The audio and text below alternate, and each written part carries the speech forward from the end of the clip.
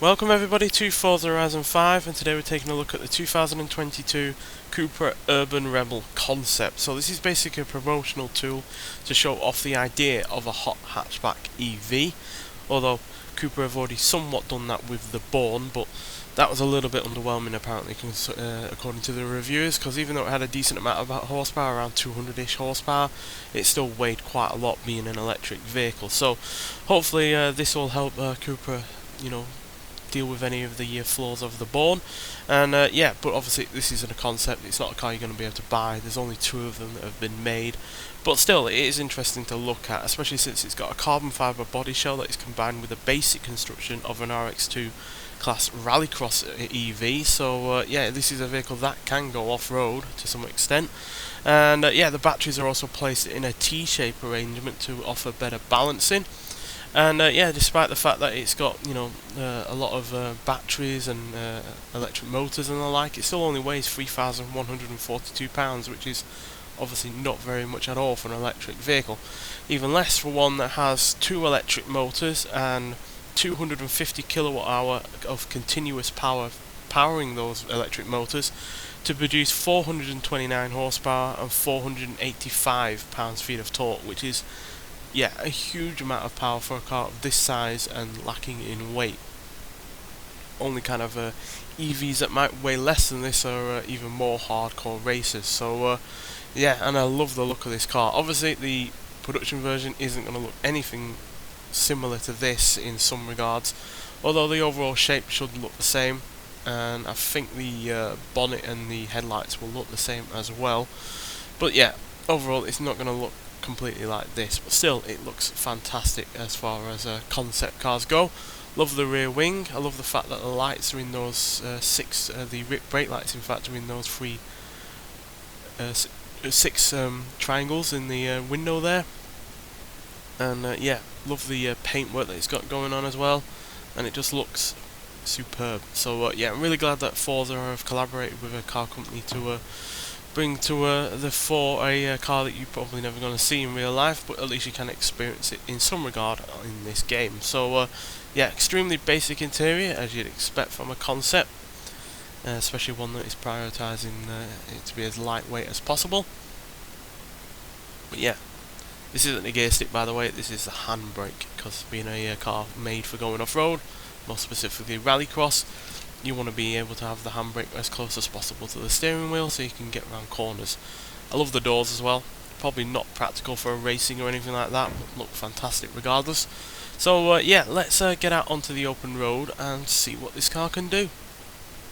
So even though this car is based on a rallycross vehicle, it is a car that's also meant for going on asphalt as well. So yeah, we're going to go on this drag strip, see how quick we can go before we hit the speed camera, and then we'll go around the track. So yeah, let's get going and see what it can do. So being an electric vehicle, obviously you got all of that power and torque instantaneously, and it's only got a single gear, so no changing gear at all with this, so you can get to the top speed fairly swiftly. But even still, 140 mile an hour there is hardly slow, especially in comparison to some electric vehicles out there. And yeah, this will eventually top out at 163, which is pretty damn good, quite frankly. That's verging on the likes of the Porsche Taycan or the Audi e-tron, which have way more power than this. So yeah, that is all very good. And yeah, at the end of the day, this also has a lot of grip. It's got all-wheel drive with those 2 electric motors, one at the front, one at the rear.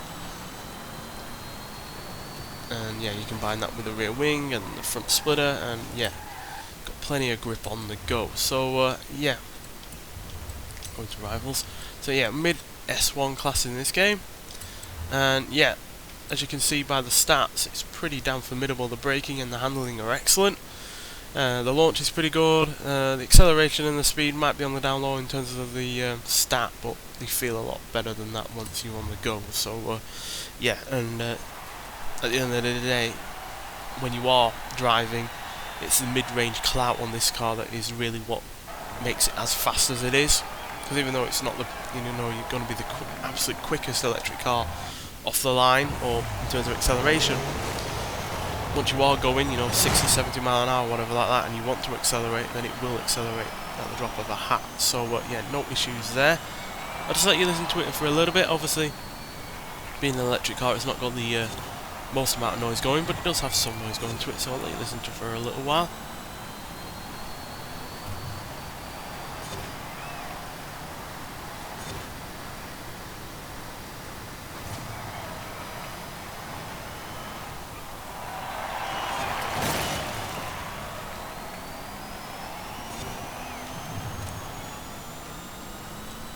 Accidentally outbrake myself there, do apologise, but yeah, regardless, yeah, it does make some noise, unlike there's a couple of electric cars that we've come across on this game, and yeah, it's also a fantastic handling and braking car once you get used to it, which I'm evidently not, but still, regardless, yeah, it handles really rather nicely. It doesn't take too long to get used to, and it's got plenty of turning as well.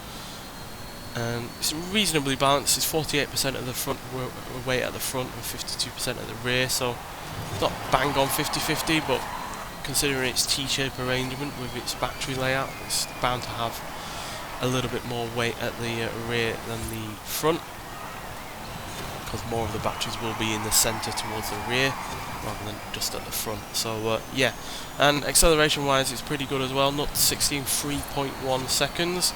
0 to 100 in 6.9 seconds, and like I said earlier, 1 to a top speed of 163 miles an hour, which, yeah, is still pretty good. So, yeah, and once you do get a handle on this car, it's, like I said, easy to drive, as you saw there. I didn't outbrake myself that time. So, yeah, it's a formidable car, really, and I'm really glad that we're getting these kind of concept cars on this game. I would like more, or at least, you know, their road-going version equivalent. Because I would like the road-going version of this UrbanRebel, which is what it will be actually called. As yeah, it still looks like it's got a potent amount of power, about 226, so just over half the power of this, which is pretty decent, quite frankly, for a EV, especially a road-going one. So yeah, you can get this car for free in your inbox on the game, so it's going to be sent via a gift. But I bought it outright just so I could get this review done as early as possible. So yeah, the gift though should be with you by the end of, you know, Thursday the 8th of December, i.e. the day that this video is being released. So yeah, but still, cracking car, really enjoying the fact it's in the game, and you can give it a hell of a lot of upgrades as well. You can upgrade the electric motors to over 1,000 horsepower, which is, yeah, let's just say it makes it an even more incredible vehicle, given that level of power. But as a stock car, it is still really, really good, and yeah, I hope you enjoy it as much as I do. Nonetheless, so thank you for watching, and I'll see you in the next one. Bye.